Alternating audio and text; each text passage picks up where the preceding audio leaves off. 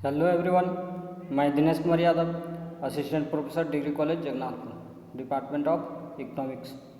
आज का ये वीडियो क्लास सेमेस्टर थर्ड के अभ्यर्थियों के लिए हैं जो इकोनॉमिक्स ऑनर्स रखे हैं और पास कोर्स के रूप में इकोनॉमिक्स रखे हैं, और जो जनरल से ग्रेजुएशन कर रहे हैं और इकोनॉमिक्स रखे हैं, तो उनके लिए बहुत ही इम्पोर्टेंट टॉपिक है।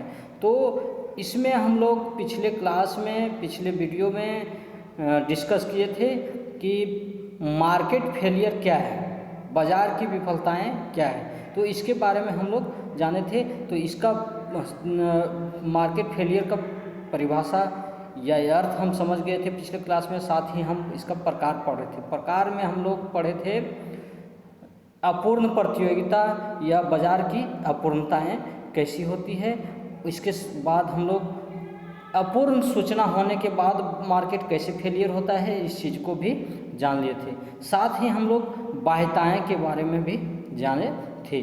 तो आइए देखते हैं आज हम कि बाह्यताएं जो होता है उससे क्या लाभ और क्या नुकसान होता है, जिससे बाज़ार फेलियर हो जाता है, मार्केट फेल हो जाता है, मार्केट असफल हो जाता है।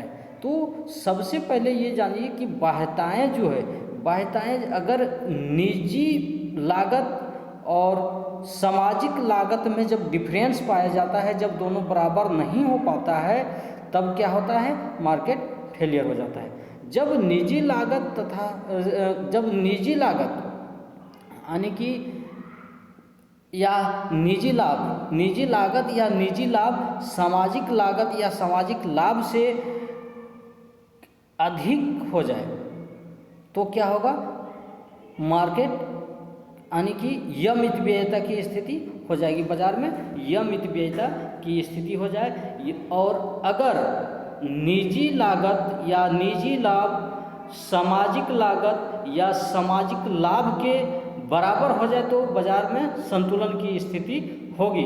वहीं अगर निजी लागत या निजी लाभ सामाजिक लागत सामाजिक लाभ से कम रहे तो यह लाभदायक बाह्यताएं होती है। यानी कि जब निजी लागत कम होगा सामाजिक लागत से या निजी लाभ कम होगा सामाजिक लाभ से, तो क्या होगा, ये लाभदायक होगा। क्या बाह्यताएं ये जो होगी वह मितव्ययी होगा। और ठीक इसके विपरीत भी वही होगा कि जब निजी लागत अधिक हो जाता है सामाजिक लागत से, तो यह इससे हानिकारक बाह्यताएं उत्पन्न होती है, यानी कि यह मितव्ययिता की स्थिति उत्पन्न। आइए इस चीज़ को हम आगे यहाँ पे देखते हैं। तो इसमें क्या है कि उत्पादन की बाह्य मितव्ययिता को आइए हम देखते हैं कि ये उत्पादन से जो होने वाली बाह्य मितव्ययिता है वो क्या है। तो उत्पादन की बाह्य मितव्ययिता एक्सटर्नल इकोनॉमी ऑफ प्रोडक्शन, ये जो है उत्पादन की बाह्य मितव्ययिता तब उत्पन्न होती है जब सामाजिक सीमांत लाभ निजी सीमांत लाभ से अधिक हो जाती है। अर्थात एसएमबी सोशल मार्जिनल बेनिफिट जो है वो क्या हो जाता है, प्राइवेट मार्जिनल बेनिफिट से कम हो जाता है।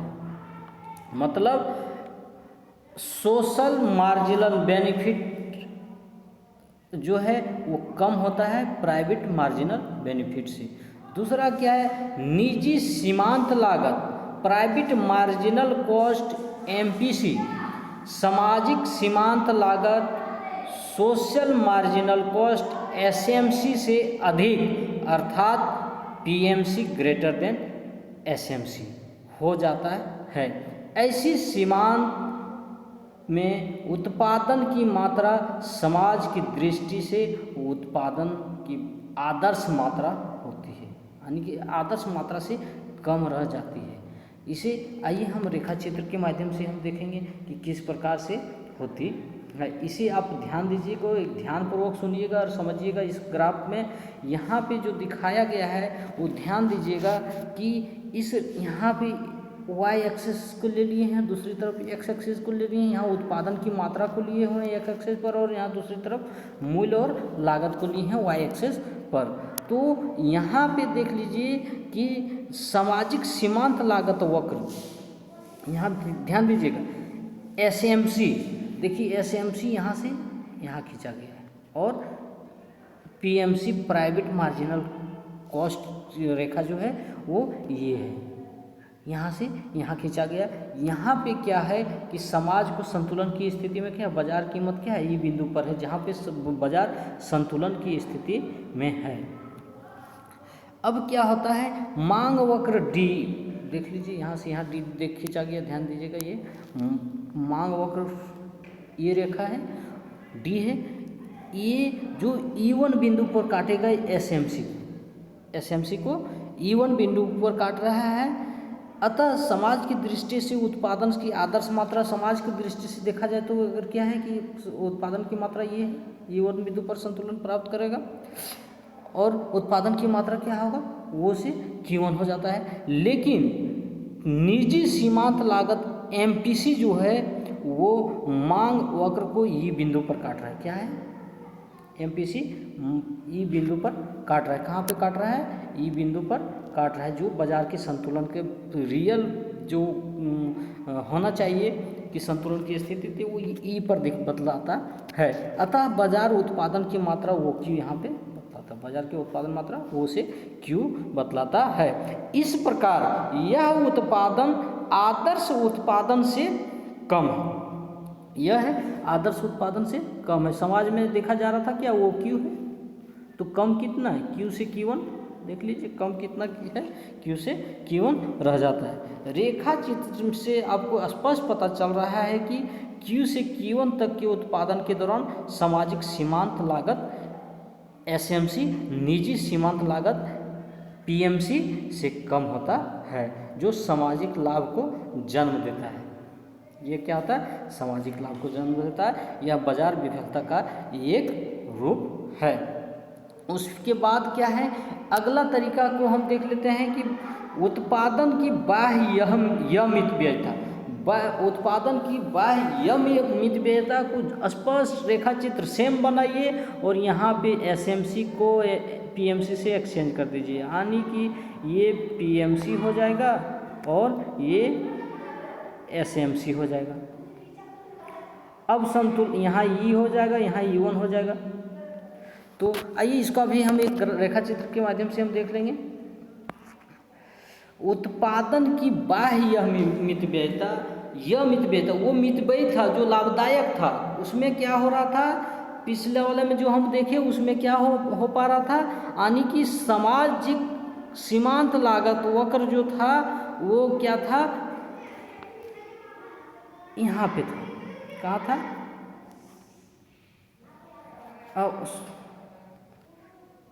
सॉरी यहाँ पे था, वो लाभदायक था, यानी कि लाभ कितना हो रहा था, इतना हो पा रहा था, Q से Q1 लाभ हो रहा था। लेकिन ठीक उसके यहाँ विपरीत की स्थिति को बतलाता है, यहाँ यह मितव्यय यानी कि समाज को हानि की स्थिति को बतलाता है। उपयुक्त स्थिति से विपरीत यदि निजी सीमांत लागत MPC की तुलना में सामाजिक सीमांत लागत अधिक हो जाए, मतलब निजी सीमांत लागत की तुलना में सामाजिक सीमांत लागत PMC की तुलना में SMC अधिक हो जाए, तो ये स्थिति उत्पन्न होगा। यहाँ पे क्या होगा, SMV ग्रेटर देन PMC जब हो जाए तो ऐसी स्थिति में उत्पादन में बाह्य मितव्ययता यानी कि बाह्य हानि को प्रस्तुत करता है, यानी कि हानि उत्पन्न कर देता है। यहाँ पे ऐसी स्थिति बाजार असफलता की मात्रा का समाज दृष्टि से उत्पादन की आदर्श मात्रा से अधिक हो जाता है, आदर्श उत्पादन से अधिक हो जाता है। रेखा चित्र में दिखलाया गया है, ये देख लेते हैं इसको रेखा चित्र के माध्यम से।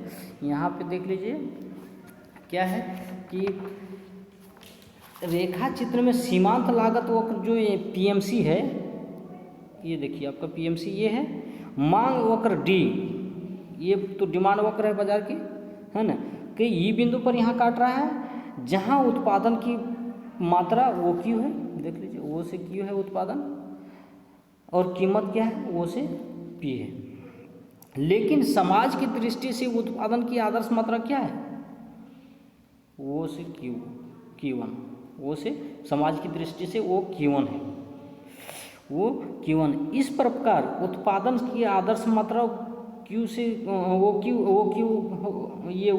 Q की तुलना में प्रतियोगिता की दशा जो होगा वो उत्पादन की मात्रा वो Q अधिक हो जाता है, वो Q इससे अधिक हो जाता है। देख लीजिए ये इतना आ जाता है, ठीक ना, तो अधिक हो जाता है। यहाँ वो Q1 से वो Q तक उत्पादन की प्रत्येक इकाई के लिए समाज को अतिरिक्त लागत वहन करना पड़ता है।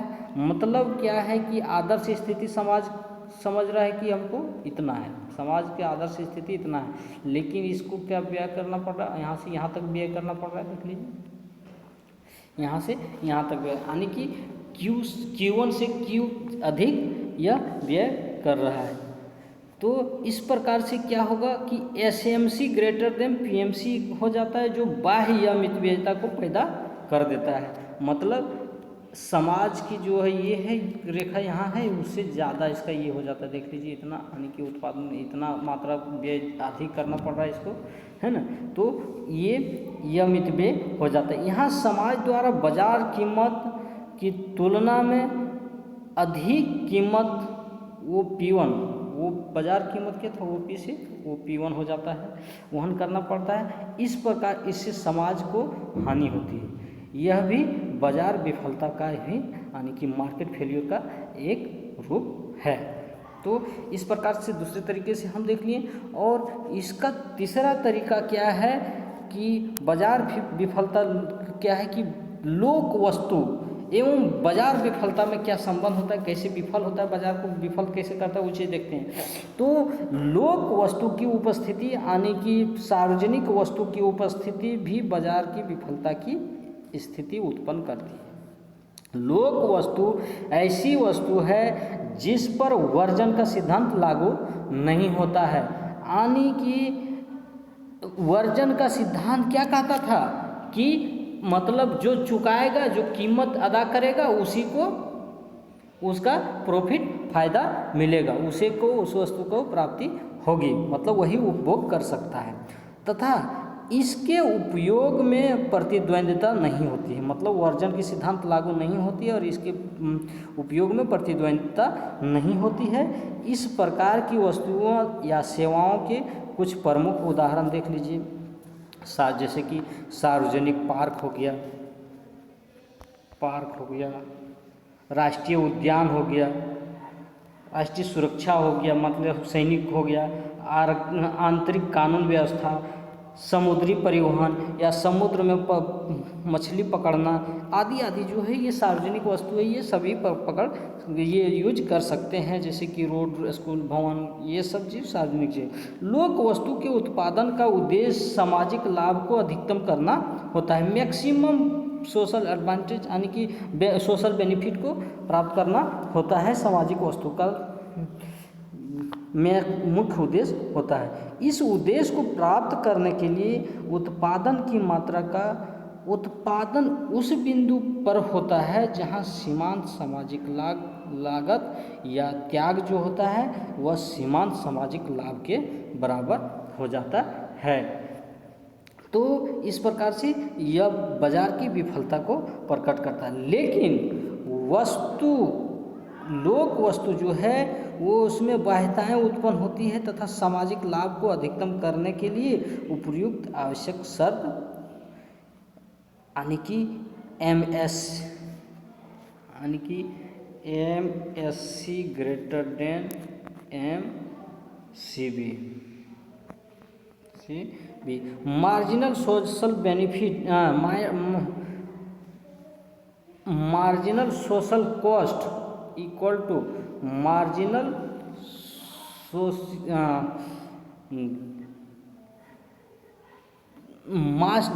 कॉस्ट ऑफ बेनिफिट हो जाएगा ये, तो इक्वल हो जाता है। तो पूर्ण नहीं हो, ये दोनों स्थिति अगर स्थिति सही नहीं हो पाता है तब आदर्श स्थिति से दूर रह जाता है। तो जिससे इसी कारण से क्या होता है, शून्य सीमांत लागत जो होता है जीरो हो जाता है और लोक वस्तु का लाभ प्राप्त होता है। इस प्रकार यह मूल्य यंत्र के नियमों को पालन नहीं कर पाता है।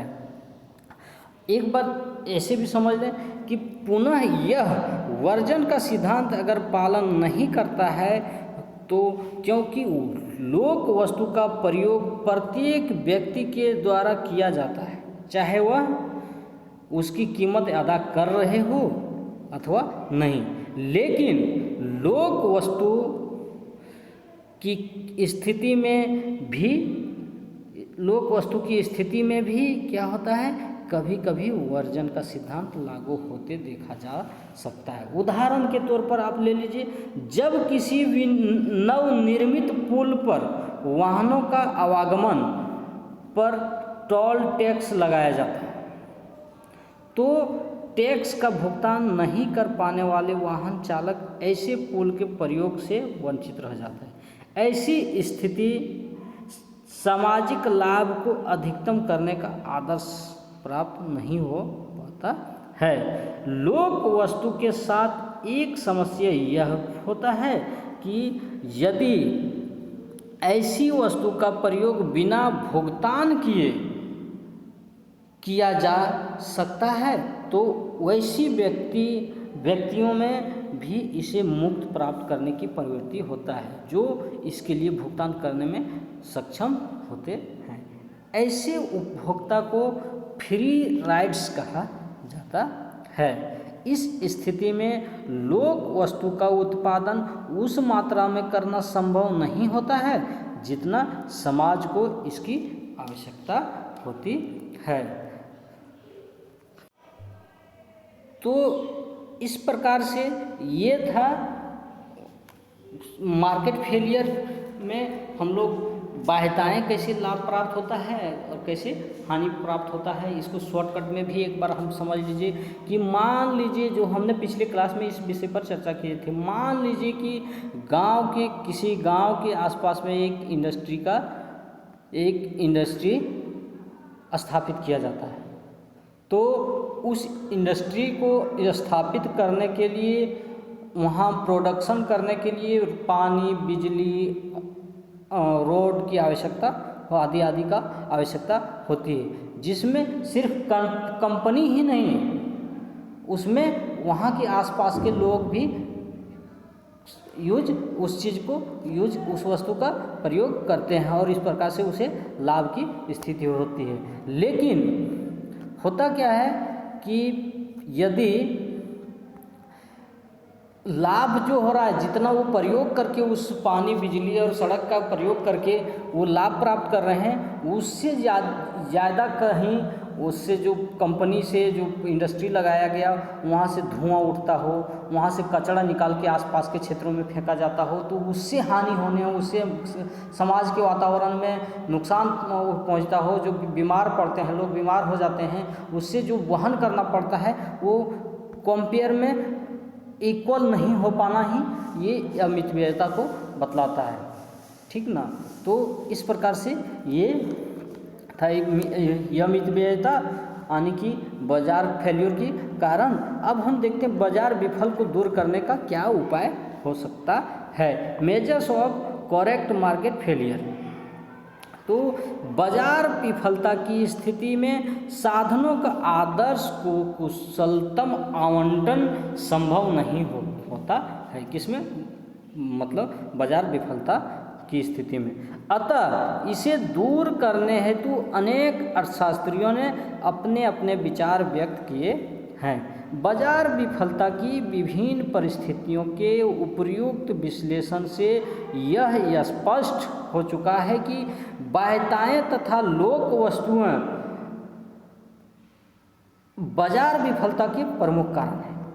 बाध्यताओं की वजह से साधनों का आदर्श आवंटन प्रभावित होता है।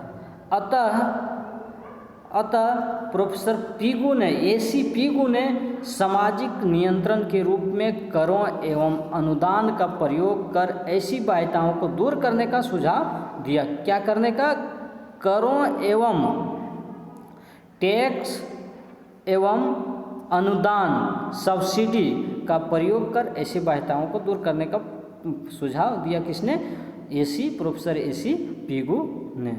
बाह्य अमितव्ययता की स्थिति में ऐसी बाध्यताएं उत्पन्न करने वालों पर उत्पादन कर या उपभोग कर लगाया जा सकता है या ऐसी कानून बनाया जा सके जिससे इस क्रियाओं पर नियंत्रण लगे। अतः बाह्य मितव्ययताएं उत्पन्न करने वाली उत्पादन या उपभोग को सरकार सब्सिडी प्रदान कर ऐसी क्रियाओं को प्रोत्साहित कर सकती है। इस प्रकार करों एवं अनुदान की सहायता से निजी व सामाजिक लागत या लाभ तथा लाभ के बीच की खाई जो गैप होता है को भरा जा सकता है। यानी कि जो नुकसान पहुंचा रहा है उस पर टैक्स लगाकर और जिसको नुकसान पहुंच रहा है उस पर व्यय कर कर इस खाई को गैप को भरा जा सकता है। तो मतलब निजी टैक्स लगाया जा सकता है कि इस पर कंपनी पर और समाज के लोगों पर उस टैक्स का को व्यय किया जाए ताकि उससे जो नुकसान हो रहा है उसका भरपाई हो सके। बाजार विफलता को ठीक करने के लिए विलय या एकीकरण का सहारा भी लिया जा सकता है। इससे बाह्यता उत्पन्न करने वाले तथा इससे प्रभावित होने वाले को एक साथ कर दिया जाता है। उदाहरण के लिए मान लीजिए एक फर्म अपने कारखाने का कचरा नदी में बहा देता है जिससे नदी का पानी गंदा हो जाता है तथा नदी में मछली जो पाला जाता है उसका उत्पादन प्रभावित होता है जिससे मछली पकड़ने वाले व्यक्ति को भी नुकसान होने लगता है। यानी कि ये व्यक्ति मछली को नुकसान हो रहा है साथ में बी व्यक्ति जो मार रहा है उसको भी नुकसान हो रहा है। ऐसी स्थिति में उत्पन्न हो सकती है जब बी अन्य मछुआरों के साथ मिलकर मछली पकड़ने एवं नदी के जल को और प्रदूषित कर दे तथा फर्म ए के कचरा फेंकने की सामाजिक लागत बढ़ा दे। ऐसी स्थिति में उत्पन्न बाध्यताओं को समाप्त करने का एक तरीका यह हो सकता है कि दोनों कार्य यानी कि फर्म तथा मछली उत्पादन एक ही व्यक्ति का द्वारा किया जाए। ऐसी स्थिति में बाध्यताएं आंतरिक हो जाएगी तथा इसे दूर करना फर्म की जिम्मेदारी बन जाएगी। कहने का मतलब है कि जो नुकसान हो रहा है जिसको जो नुकसान हो रहा है मान कि जो उत्पादन करने के लिए जो नुकसानदायक चीज़ों को भेज रहा है जो हानिदायक चीज़ है उसको जो दूसरों को दे रहा है वो उसी को पढ़ना चाहिए। तो वो स्वास्थ्य पर ये ध्यान देगा, वो हानिदायी को कम करने की कोशिश करेगा और उसमें व्यय करने का भी कोशिश करेगा। जहाँ तक लोक वस्तु की उत्पादन लागत का प्रश्न है इसके लिए सरकार ऐसी कर नीति का निर्माण कर सकती है जिससे लागत प्राप्त हो जाए तथा सामाजिक लाभ में भी वृद्धि हो। इसके लिए करदान योग्यता सिद्धांत को अपनाया जा सकता है। इसके अतिरिक्त सामाजिक रीति रिवाज में परिवर्तन, बाजार का सृजन, संपत्ति के अधिकार का स्थापना तथा उपयुक्त नियम द्वारा भी बाध्यताओं को कम किया जा सकता है तथा बाजार विफलता को ठीक किया जा सकता है। तो इस प्रकार से आज हम लोग बाजार विफलता का अंतिम क्लास था।